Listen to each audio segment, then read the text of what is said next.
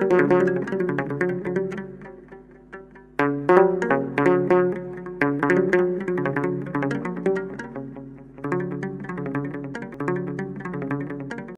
አብ ወወልድ ወመንፈስ ቅዱስ አሐዱ አምላክ አሜን። ብሩካን እግዚአብሔር ልጆች በሱ የተወደዳችሁ በጎነቱ ፍቅሩ የሚያኖራችሁ ድንቅ ማዳኑ ከዘላለም ጥፋት ወደ ክብር የመለሳችሁ የሞትን ዕዳ መስቀል ላይ ከፍሎ የተከፈለለት የዳነ ሕዝብ ያረጋችሁ የቅዱሳን ቤተሰቦች ሁላችሁ እንደምን ቆያችሁ?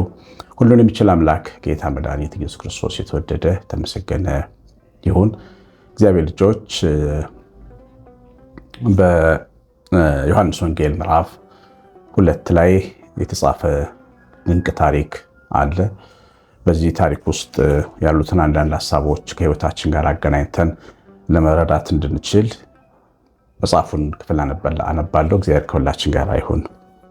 ዮሐንስ ወንጌል ምዕራፍ 2 በሦስተኛውም ቀን በገሊላ ቃና ሰርግ ነበር። የኢየሱስም እናት በዚያ ነበረች። ኢየሱስም ደግሞ ደቀ መዛሙርቱም ወደ ሰርጉ ታደሙ። የወይን ጠጅም ባለቀ ጊዜ የኢየሱስ እናት የወይን ጠጅ እኮ የላቸውም አለችው። ኢየሱስም አንቺ ሴት ከአንቺ ጋር ምን አለኝ? ጊዜ ገና አልደረሰም አላት። እናቱም ለአገልጋዮቹ የሚላችሁን ሁሉ አድርጉ አለቻቸው። አይሁድም እንደሚያደርጉት የማንጻት ልማድ 6 የድንጋይ ጋኖች በዚያ ተቀምጠው ነበሩ። እያንዳንዳቸውም 2 ወይም 3 እንስራ ይይዙ ነበር። ኢየሱስም ጋኖቹን ውሃ ሙሏቸው አለ። እስከ አፋቸው ሞሏቸው።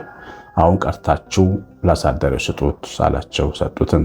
አሳዳሪውም የወይን ጠጅ የሆነውን ውሃ በቀመሰ ጊዜ ከወዴት እንደመጣ አላወቀም። ውሃውን የቀዱት አገልጋዮቹ ግን ያውቁ ነበር። አሳዳሪውም ሙሽራውን ጠርቶ ሰው ሁሉ አስቀድሞ መልካሙን የወይን ጠጅ ያቀርባል፣ ከሰከሩም በኋላ መናኛውን። አንተስ መልካሙን የወይን ጠጅ እስካሁን አቆይተሃል አለው። ኢየሱስም የምልክቶች መጀመሪያ በገሊላ ቃና አደረገ፣ ክብሩንም ገለጠ። ደቀ መዛሙርቱም በሱ አመኑ። እንግዲህ እንደሰማችሁት ይህንን ወርቃማ ታሪክ በተለይ በቃና ዘገሊላ ክብረ በዓል ቀን የምናነበው ወንጌል ነው። ይሄ የመጽሐፍ ቅዱስ ክፍል የጌታችንን ማዳን እና የሰዎችን ጉዳይ አንድ ላይ አገናዝቦ ያስቀመጠ ነው። ወይን ጠጅ አልቆባቸዋል። ያው ሰዎቹ እንደሰማችሁት ወይን ጠጅ እንዳለቀባቸው ገበናቸውን መናገር ባፈሩ ጊዜ እመቤታችን መታ ለልጇ ታምራት ለሚሰራ ልጇ ለሚሰማት ልጇ ነገረችው። ከዚያ በኋላ የሚላችሁን አድርጉ የሚል መልእክት ይዛ መጣች። የጌታችን የኢየሱስን አሰራር በደንብ ታውቅ ነበር እመቤታችን። ይህንን አሰራር እናንተ ታውቁ እንደሆነ አላውቅም። የጌታችሁን አሰራር የድንግል ልጅ የአብ ልጅ የኢየሱስ ክርስቶስን አሰራር በሕይወት ውስጥ ትረዱት እንደሆነ አላውቅም። ብዙ ሰዎች የጌታችን አሰራር ስለማይገባቸው ከእግዚአብሔር ጋር ይጋጫሉ፣ ይጣላሉ። ብዙ ሰዎች እግዚአብሔርን ይክዳሉ፣ ይተዋሉ፣ አስተያየት ይሰጣሉ። ጌታቸውን ጥለው እንደ ዴማስ ዓለምን ይሻላል ብለው ተከትለው ይሄዳሉ።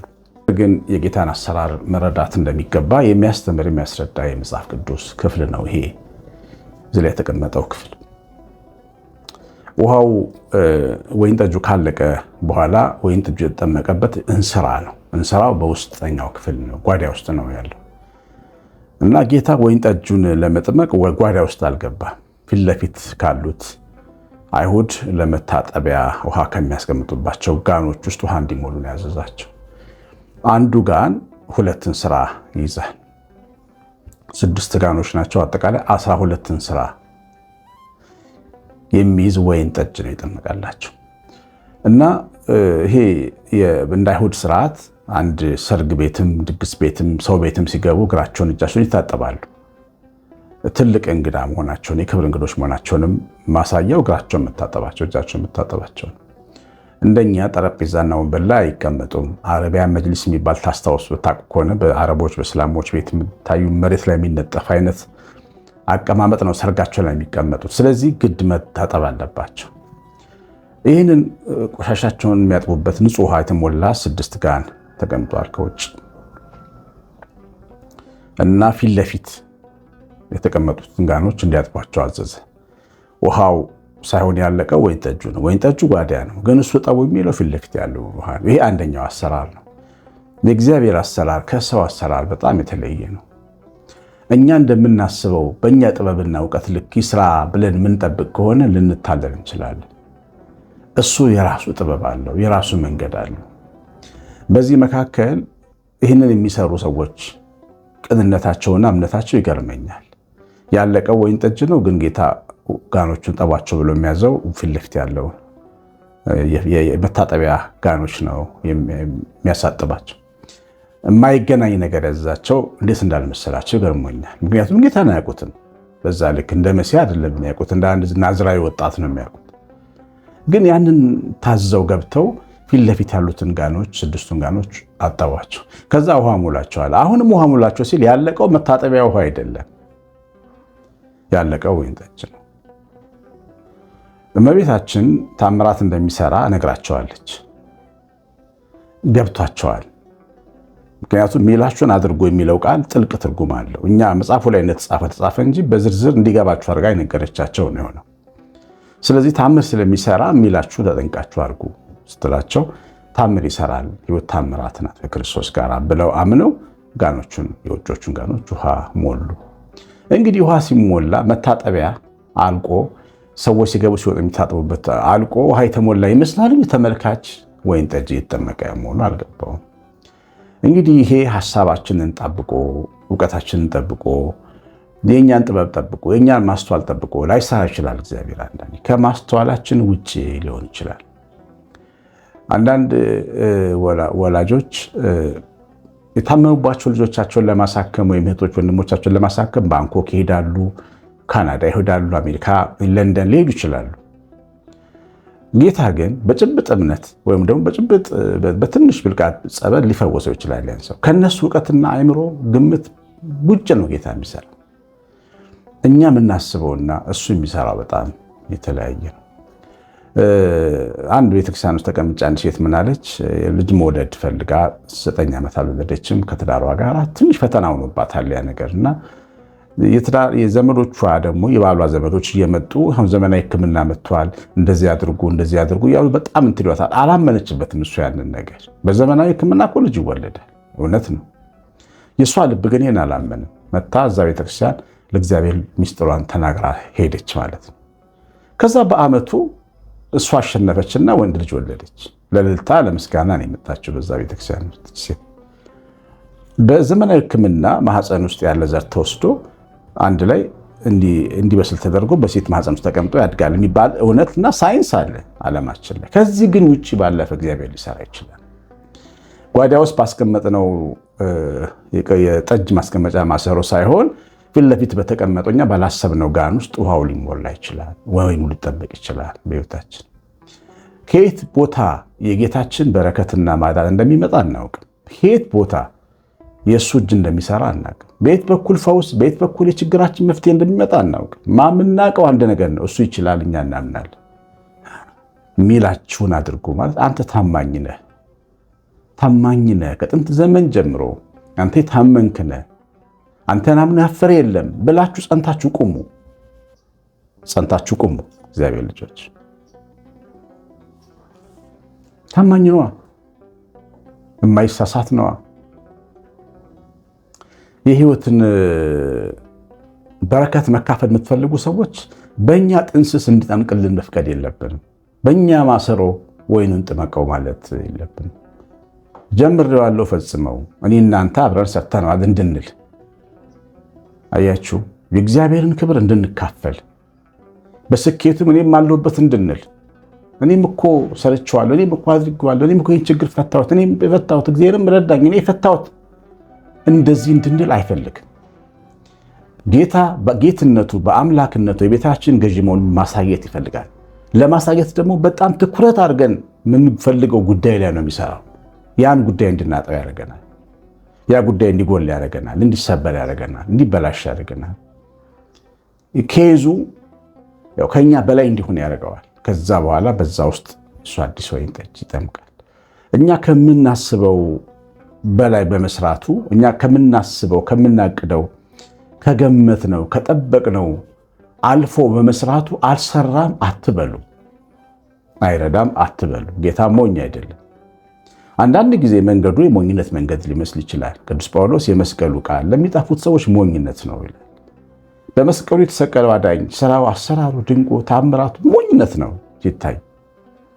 የጓዳው ወይን ጠጅ አልቆ የፊት ለፊቱን ጋን ማጠብ ሞኝነት ነው። ወይን መጥመቂያው እያለ መታጠቢያውን ጋን እጠቡ ማለት ሞኝነት ነው። የወይን ፍሬ ሰብስባችሁ ጨቅጭቃችሁ ጨመቁ ከማለት ይልቅ ውሃ ሙሉበት ማለት ሞኝነት ነው። አይናቸው የሚያየውን ውሃ ቀርታችሁ ለወይን አሳላፊው ለመጋቢው ስጡት፣ ላስተናጋጁ ለስራ ኃላፊው ስጡት ማለት ሞኝነት ነው። ግን ይህንን ሁሉ እነሱ አድርገዋል። አንተ ያልከው ትክክል ነው ብለው ማለት ነው። መጽሐፍ ቅዱስ ላይ አንተ ያልከው ትክክል ነው ብለው ያደረጉ ግን ደግሞ በጣም ድንቅ ስኬት ውስጥ የደረሱ ሰዎች አንደኞቹ እነዚህ የቃና ዘገሊላ አስተናጋጆች ናቸው። ሁለተኞቹ እነ ስምዖን ጴጥሮስ ናቸው።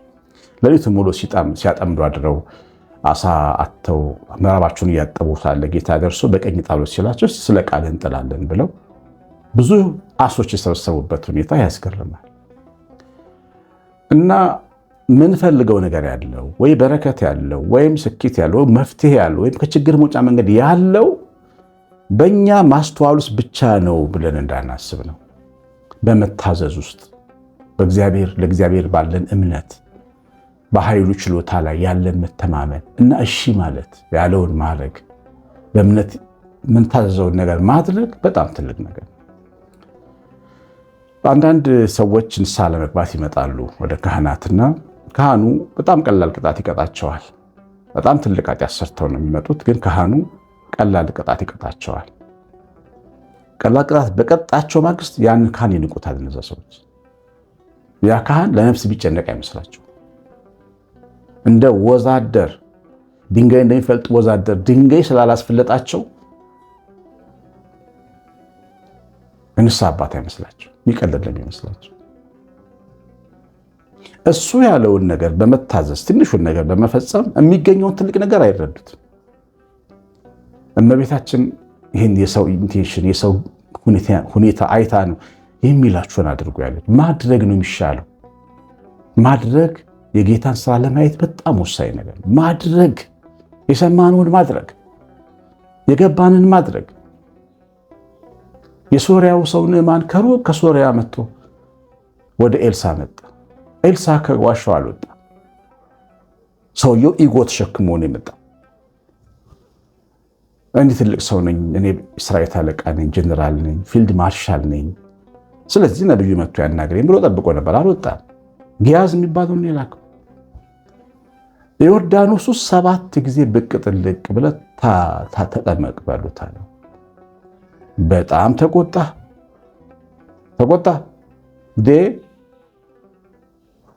እኛ ጋር ፋርፋ የሚባል ትልቅ ውሃ አለ፣ ሀገራችን ሶሪያ የወንዝ ሀገር፣ እኔ ውሃ መቻጣው ብሎ ተቆጣ።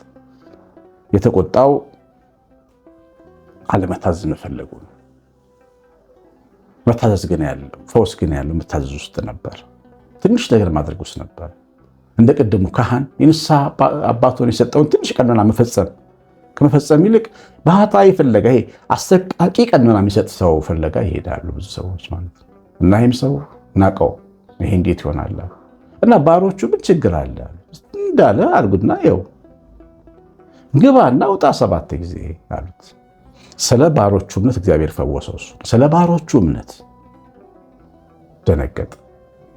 ለካ ከእግዚአብሔር የሆነ ነገር ለመቀበል ትንሽ ነገር ማድረግ በመታዘዝ ይበልጣል ማለት ነው። የማይመስል ነገር ሊሆን ይችላል። እና አንዳንድ ጊዜ አንድ ነገር ፈልጋችሁ በጣም ጥልቅ የሆነ ጸሎት ሊጸልያችሁ ያሉ ተነስታችሁ ሂዱ፣ ግሸን ሂድ፣ ላሊበላ ሂድና ጸልይ፣ አክሱም ሂድና ጸልይ፣ ሂድ ጻድቃኔ ሄደ ጸልይ፣ ወደ ተነስታ ቤተክርስቲያን ሂድ ተነስ ሊለን ይችላል። የሆነ መንፈሳችን ተነስታችሁ ሂዱ። ትንሽ ነገር የሚመስል ነገር በልባችን ውስጥ በግፊት እየመጣ ሲመጣ አድርጉት፣ ጠይቁ። እግዚአብሔር የተናገረ ነው ማለት ነው። ለምን እግዚአብሔር ለሰው ልጅ ማዳንን ሲሰጥ የሰዎችን ትብብር ይፈልጋል። ትንሽ ነገር ማድረግ ይፈልጋል። ጋኖቹን ውሃ እንዲያጥሉለት ፈልገዋል። የአልዓዛርን መቃብር ድንጋይ እንዲያነሱለት ፈልገዋል። ስለሚያቅተው ሳይሆን ሰውም እንዲገባ በዛ ጉዳይ እንዲያምንበት ነው። እና እግዚአብሔር ልጆች አንዳንዴ እኛ በሰራነው ጥንስስ ላይ ወይን ጠጃችን እንዲጠመቅ እኛ ባስቀመጥናት ማሰሮ ላይ አይደለም ሙላት የሚመጣው። እንደሱ አታስቡ። ጸሎታችንም ብዙ ጊዜ እንደዛ ነው። ትንሽ ነገር ጨምርልኝ፣ እንደዚህ አድርግልኝ፣ ሆነ ሙላልኝ አይደለም ጸሎት፣ ስጠኝ ነው። ከምንም የሆነ ነገር ስጠኝ ነው። ከምንም አድርግልኝ ትችላለን። ትክክል የእምነት ሰዎች ከምንም ነገር ተነስቶ እግዚአብሔር ትልቅ ነገር እንዲያደርግላቸው የሚጸልዩ ናቸው። እነሱ ካዘጋጁት ከጀመሩት መሰረት አይደለም። መሰረቱንም ይባርክ፣ ጥሩ ነው። እሱ ብቻ ግን አይደለም የጌታ ስራ። ከምንም የእኛን ማሰሮ አስቀምጦ ጋኖችን ነው የሚያጥበው። በሰፊ ነው የሚሰጠው። አንዲት ማሰሮ አይደለም የሚሰጠው፣ 6 ጋኖች፣ 2 ማሰሮ፣ 12። ስለዚህ ለራሱ አሰራር እንዲመቸው የአሰራር ለውጥ ያደርጋል። እኛ ከምንገምተው ውጭ የሆነ ነገር ሊያደርግ ይችላል እና ኑሯችን ውስጥ ጌታ እንዴት እንደሚሰራ አናውቅም፣ ግን በአጠቃላይ በውጤቱ ግን እናውቀዋለን። ጋኖቹም በወይን ተሞልቶ እናገኛለን። እኔ ፈጽሞ ያላሰብኩት ነገር ነው የሆነው የሚሉ ሰዎች አሁን እነዚህ አይነት ሰዎች ናቸው። ኑሯችን ፈጽመን ያላሰብነው ነገር ነው። ኑሯችን የትኛውንም ሰው ጠይቁ፣ ኑሮ የሚባለው ኑሮ የሚኖር ሰው ጠይቁ። ኑሯችን ፈጽሞ ያላሰብነው፣ በተለይ መልካሙ ነገር ያለን የተባረክን የተሰጠን የተትረፈረፍን ሰዎችን ጠይቁ፣ በምን እንደመጣ ያውቁት። ምክንያቱም ተአምራቱ የሱ ነው፣ አሳዳሪው እሱ ነው። ወይን አሳላፊው ወይን ጠጁ ከየት እንደመጣ አላወቀም ይላል። እንደዚህ ነው፣ ሳናውቀው እንገረምበታለን። በቃ ያላሰብኩት ሆነ ነው የምንለው። ያላሰቡትን እያደረገ የሚባርክ አምላክና መድኃኒት ኢየሱስ ክርስቶስ ስላለን ማለት ነው። ይህን አስቡ፣ አስተውሉ። ድንቅ ነው። ያስተማረን ከምስጋና ይገባዋል። እስኪ ትምህርቱ ላይ ኮሜንት አድርጉ፣ እንደተማራችሁ ጻፉልኝ። የእግዚአብሔር ቸርነት የእመቤታችን ረድኤት በረከት የሚላት ጥበቃ አብሮን ይሁን። መንፈስ ቅዱስ ይባርካችሁ። ትምህርቱ ላይ ኮሜንት ላይ ሳታደርጉ እንዳትወጡ አደራ እላለሁ። ቀሲስ አሸናፊ ገብረማርያም ነኝ። ሰላም